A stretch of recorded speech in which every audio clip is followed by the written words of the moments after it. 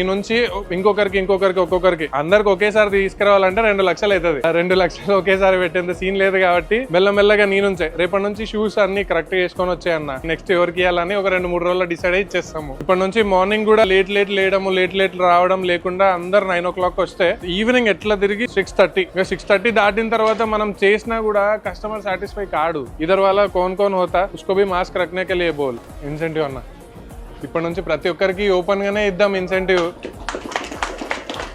6-6:30 ఎట్లా తిరిగి garage close అయిపోతే బెటర్. అందరికీ ప్రశాంతంగా ఉంటాం, అందరం ప్రశాంతంగా ఉంటాం. ఓవర్ నైట్ అంటే ఎప్పుడో ఒకసారి, నెలలో 1 రోజు 2 రోజులు, వారం రోజులు అది ముచ్చట. ఏదన్నా ఫుల్ పని ఉంది, పండగ ఉంది, ఇట్లా తొందరగా పంపించాల బండ్లు అన్నప్పుడు ప్రతిరోజు 6:30 క్లోజ్ అయిపోతే బాగుంటది. ప్రతిరోజు 10 వరకు 11 వరకు చేస్తే ఏం రాదు. నేనైతే ఏం ఎక్స్ట్రా సాలరీ అయితే ఏమి ఇయ్యను.